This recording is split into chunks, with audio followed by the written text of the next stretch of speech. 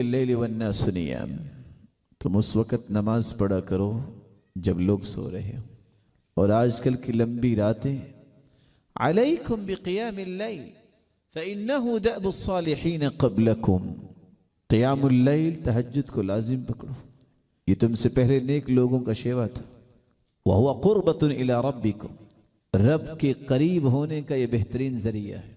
مکفر للسیئات، اس سے رب تعالیٰ گناہوں کو معاف فرما دیتے۔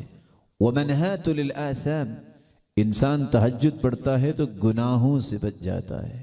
ومطردۃ للداء عن الجسد، رب تعالیٰ جسم کی بیماریوں کو نکال دیتے ہیں جب انسان تہجد گزار بنتا ہے۔ اور اللہ عز و جلال نے قرآن مجید میں دو انعامات کا تذکرہ کیا ہے، اور دونوں انعام انسانیت کے ہر فرد کی ضرورت ہے۔ پہلی ضرورت بہادری، دل مضبوط اس کا ہوتا ہے، بہادر وہ انسان ہوتا ہے جو تہجد گزار ہے۔ اس جیسی بہادری روئے زمین پر چشم فلک نے نہیں دیکھی۔ اور دوسرا بات کی درستگی، زبان میں تاثیر، اللہ تعالیٰ اس کو عطا کرتے ہیں جو تہجد پڑھنے والا ہے۔ اس لیے قرآن مجید میں ارشاد ربانی ہے، ان ناشئة الليل هي أشد وطئا وأقوم قيلا إن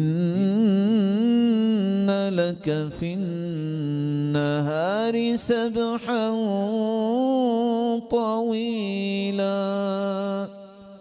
ان ناشئة الليل، رات کو بیدار ہونا، اشد وطئا وبطاءا، دونوں ہی صحیح روایات ہیں۔ انسان کا دل اللہ مضبوط کرتے ہیں جب وہ تہجد پڑھتا ہے۔